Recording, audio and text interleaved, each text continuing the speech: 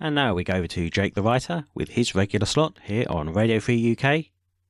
And this is entitled, You Know That You'll Enjoy It When You Get There.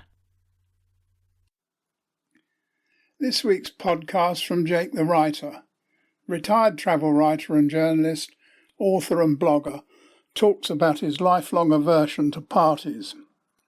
Or is it that he's been a grumpy sod for the best part of his life? I call it, You Know That You'll Enjoy It When You Get There.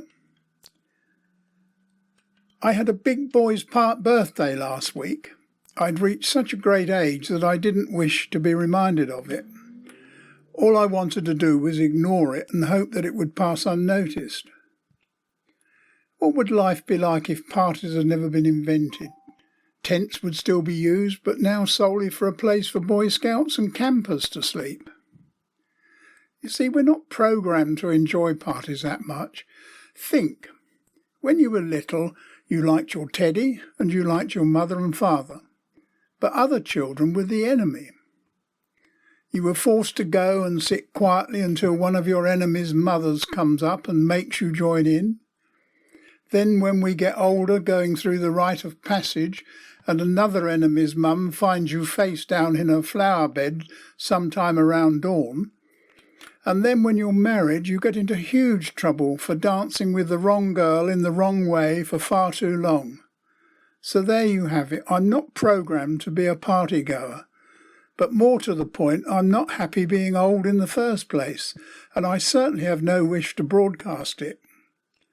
However, as I'm now so old, I am now wise enough to know that I should do as I'm told, especially when it's my dear wife Pollyanna who's doing the telling. Then number one son and his lovely wife announce that they would like to honour my great age by hosting a party for me. In fact, it will give the game away, as it's to be, we can't believe he's 80 party. Is it butter or margarine? Now my wife tells me, you will enjoy it. Well, she didn't exactly say it like that. What she said was, come on, you know you'll enjoy it. But I knew what she meant. She didn't exactly lick her handkerchief before rubbing a non-existent smudge from my face before we left for the party, but it was certainly reminiscent of long ago parties. Thinking on the way to my son's house, I smile and I think, now that I'm old, perhaps I'll get to dance with the wrong sort of girl in the wrong way for far too long without getting a rollicking for it. When we arrive at the party, there are dozens of old friends and much-loved relations there, and I feel a bit overwhelmed. One who is part of my extended family and has been my son's best friend since they were a mischievous 7 years old, he's now 55 years old, with middle-aged bread and a teacher at a local public school. I always call him my second son. There were some of the jolly boys from the gym who rather puzzlingly appeared to be on their best behaviour. There was my beautiful granddaughter with her husband, and if that wasn't enough to make me aware of my age, there too was her younger brother, my 24-year-old grandson. He was tippling 10-year-old straight malt whisky and expounding on its depth of flavour, and later began tasting wine like a professional sommelier.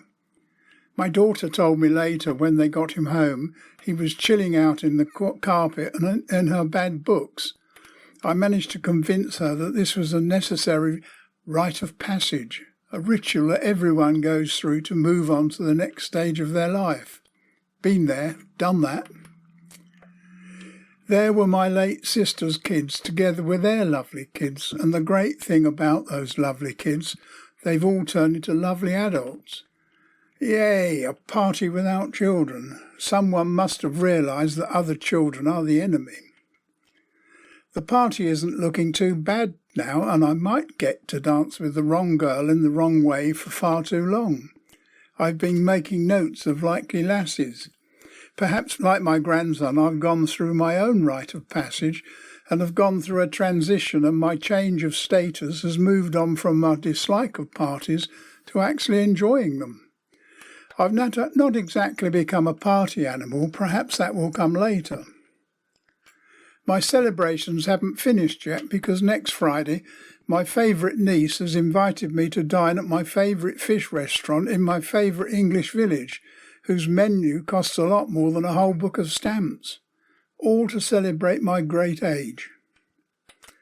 I keep telling anyone who will listen that old age begins 15 years from now. Now, where can I find the wrong lady to dance with in the wrong way for far too long? That's it for today. Thanks for listening. I'll see you next week. God bless.